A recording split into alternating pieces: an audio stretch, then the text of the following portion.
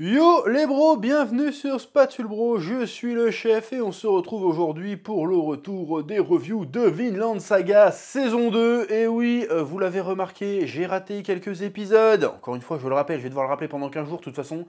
J'étais en vacances, du coup je n'ai pas pu faire mes reviews, ni même regarder les épisodes, donc je rattrape tout. Là j'ai dû passer 5-6 heures d'affilée devant mon écran à regarder tous les animés que j'ai en retard. J'aime bien regarder des animés, mais j'aime pas être inactif devant un écran, c'est très chiant. Mais Vinland Saga est incroyable. Vinland Saga est incroyable. Les 4 épisodes qu'on vient de se bouffer sont très réussis. Voilà, on attaque un peu l'arc, le sous-arc, on va appeler ça comme ça, d'Arnéide. Je sais pas, parce qu'en fait, dans les sous-titres, c'est marqué Arnéide. Dans le manga, c'est marqué Arnéide aussi, je crois. Mais quand tu les entends parler, ils disent Arnéis. Je dis, bah, faut savoir, en fait. Je savais pas que le D, il y avait des cultures où ça se prononçait S. Donc je vais l'appeler Arnéide quand même. L'arc d'Arnéide, avec son mari Gardar, si je dis pas de bêtises. On découvre un petit peu son passé, son background. C'est la seule qu'on ne connaissait pas en fait, vraiment, parce qu'on avait le passé d'Einar, on avait évidemment le passé de Thorfinn, on avait un petit peu le passé du vieux et un petit peu des petites bribes. Non, j'allais dire le passé du serpent, mais en fait, on n'avait pas du tout le passé du serpent, j'ai dit de la merde. Mais bon, la plupart des personnages, on savait quand même d'où ils venaient, pourquoi ils étaient là, comment ils avaient atterri ici. Et on n'avait pas celui d'Arnéide. Et on est choqué, on dit oh putain, il y a un espèce de gros barbare de 2 mètres qui se met à découper tout le monde dans la ferme d'à côté. Le gars débarque, il fait oh ma femme. Tu dis oh putain, qu'est-ce qui se passe? En fait, la meuf, elle a été mariée, elle a eu un enfant, en fait, elle a une histoire, mais méga tragique de fou. C'est-à-dire que moi, là-bas, je suis arrivé ce matin. Je me suis dit bon, super, début de matinée, on va se remater les épisodes enfin, on va se mater les épisodes de Vinland Saga. J'étais en forme, j'étais de bonne humeur. Je regarde les épisodes, bah, j'ai le seum. Voilà, j'ai le seum. Parce que alors je suis content, c'était des très bons épisodes, mais ils m'ont mis dans un sale mood. Je fais putain, elle est trop triste son histoire en fait. Elle est trop triste, sa putain d'histoire.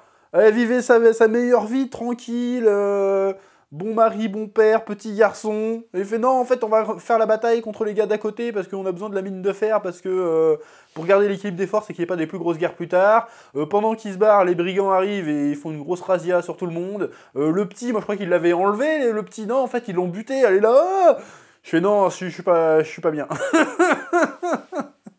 Je suis pas bien. En plus, le Gardard, si je dis toujours pas de bêtises, il est devenu complètement taré. Tu te dis, mais qu'est-ce qu'il a vécu? Parce que, ok, il est esclave, d'accord, mais il a dû vivre quand même autre chose de bien hardcore. C'est pas juste, il a pas été juste coupé du bois comme Thorfinn.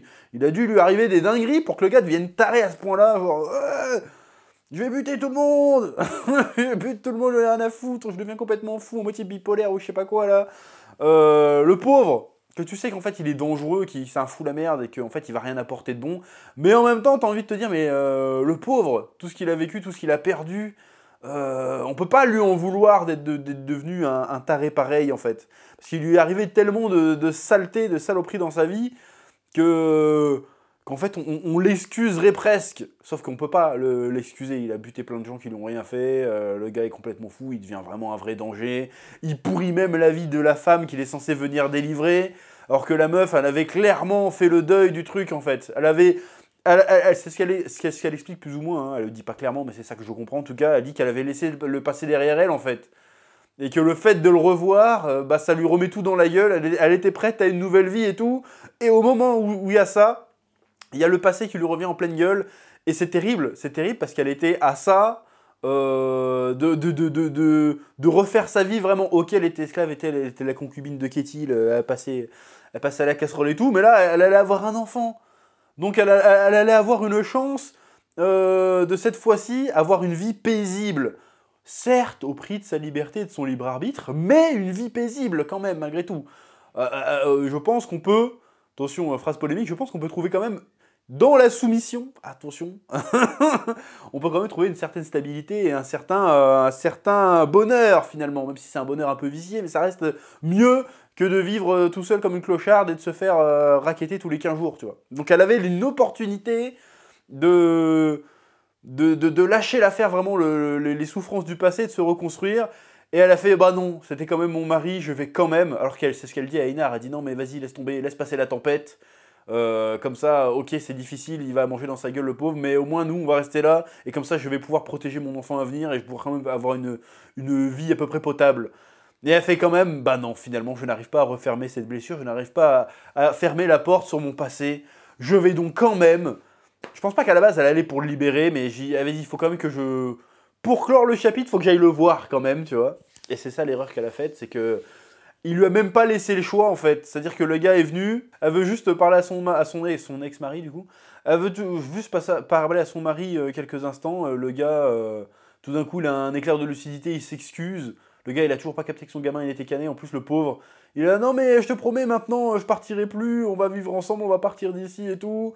Et elle fait, oui, mais elle allait lui dire, non mais c'est mort, c'est bon, en fait, laisse tomber, je vais pas venir avec toi, de toute façon notre gamin il est mort, là j'ai un gamin à venir. Je pense qu'elle allait tout lui dire. Et au moment où il y a ça, le gars pète un câble, il arrache la gorge d'un garde avec ses dents. Brutal.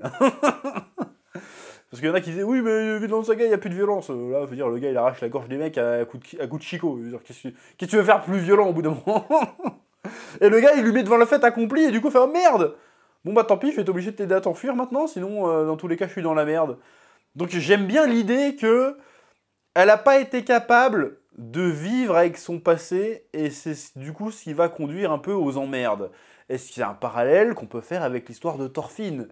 Parce que si Thorfinn n'est pas capable de vivre avec son passé, eh ben il trouvera jamais la paix en fait. Donc je vois un parallèle entre les deux. Le fait que Arnéide, voilà c'est ça, Arnéide n'a pas été capable de fermer la porte de son passé, il faut que...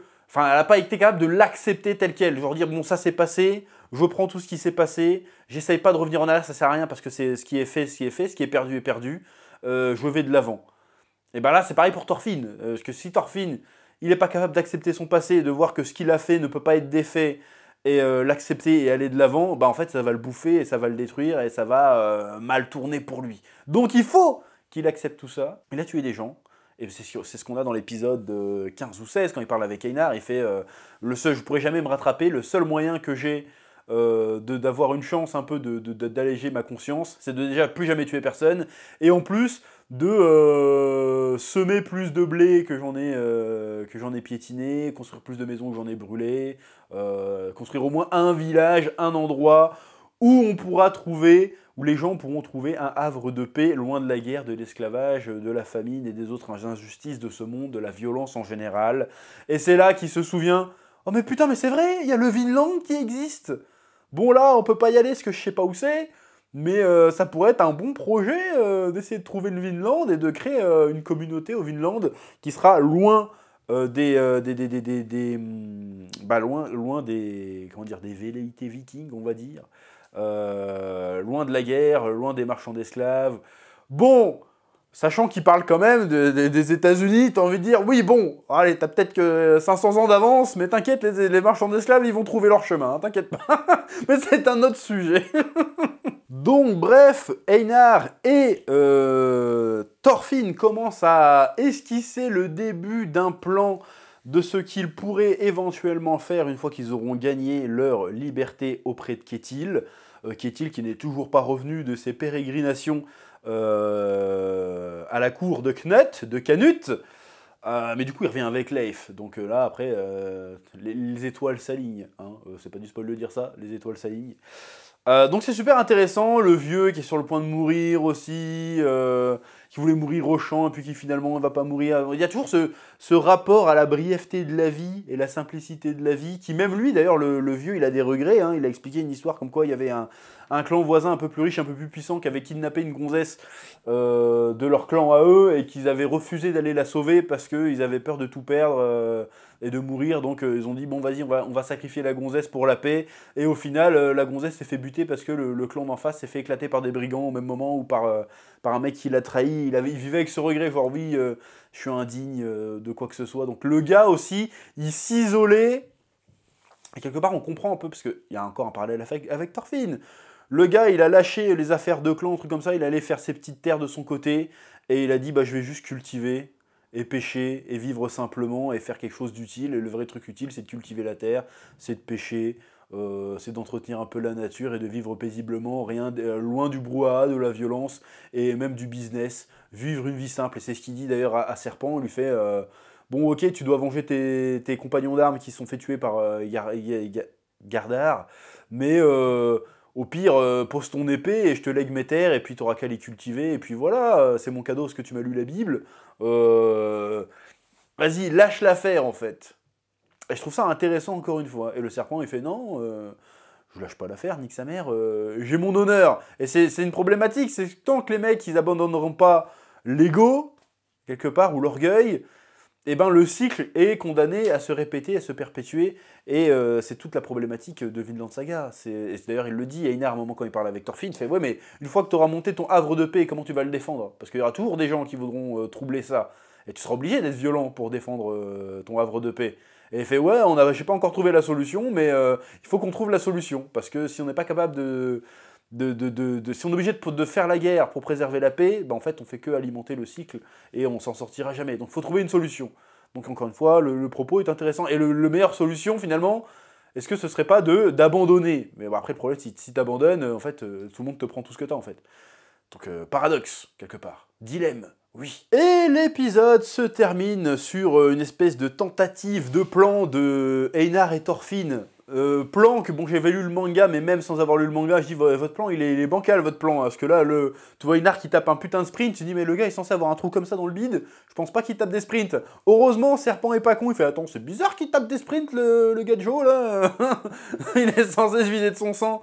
Ouais, je vais retourner à la ferme, ça sent pas bon cette histoire, et il se retrouve confronté à Thorfinn, qui est forcé, pour la première fois depuis bien longtemps dans cette saison, qui est forcé de se battre. Bon, il a déjà mis des patates dans un épisode, il avait mis une patate vite fait. Et là, il doit se battre vraiment consciemment, avec le gros dilemme quand Askeladd il pose la main sur son épaule, tu fais « Oh, le bâtard !» Fan service facile, mais tellement efficace, et en même temps très pertinent. Il fait « Bon, tu vas devoir te battre, là, t'es sûr? Parce que si tu te bats contre lui, finalement, tu légitimes la violence. T'es dans la merde, là, tu vas faire comment ?» Et ben, il répond pas, mais il prend sa pose comme s'il avait ses armes. Et puis, à un moment, il y a le passage où t'as... Comment il s'appelle? Serpent qui a un petit influx nerveux, genre « Oula! Il sait se battre, ce bâtard !» C'est quoi cette pose? C'est pas une épée, c'est pas une hache. Et puis après, tu vois l'image de Thorfinn jeune avec ses dagues qui se superposent sur le Thorfinn actuel. Et tu dis « Oh !» Et du coup, t'as le doute. Tu te dis « Est-ce qu'il est retourné... aux paramètres d'usine? C'est-à-dire, est-ce qu'il est retourné à ses racines en mode « C'est bon, en fait, je suis plus le gentil hippie qui cultive la terre. Je redeviens le barbare sanguinaire. Ça va chier. » T'as un doute. Si ça va être ça, tu te doutes. Bon, il a pas ses dagues, mais t'as quand même un petit doute. Tu te dis, oula, Serpent, il passait pour l'ultime badass. Tu te dis, tu vas te faire défoncer, Serpent. Tu te dis ça. Je dis pas c'est ce qui va arriver ou quoi que ce soit, mais le sentiment de la scène qui se dégage de la scène, c'est un peu ça. Vivement la semaine prochaine qu'on ait la suite, parce que là, on arrive...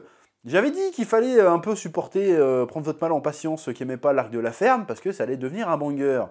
Bon, j'espère que ceux qui m'ont écouté peuvent confirmer dans les commentaires que, effectivement, Jeff, tu nous as pas menti. Mais c'est même pas fini, en plus. C'est le début, en fait. Tu n'es pas prêt, mais tu n'es pas prêt, personne n'est prêt. Ça va être incroyable. Bref, il me semble que c'est à peu près tout ce que j'ai à dire sur cette petite fournée d'épisodes de Vinland Saga. Comme d'habitude, je vous laisse le soin de mettre des petits pouces bleus, des petits commentaires, ne serait-ce que pour le référencement, ça fait plaisir. Et je vous dis à très bientôt sur Spatule Bro pour de nouvelles vidéos. Que la passion vous guide. Oui.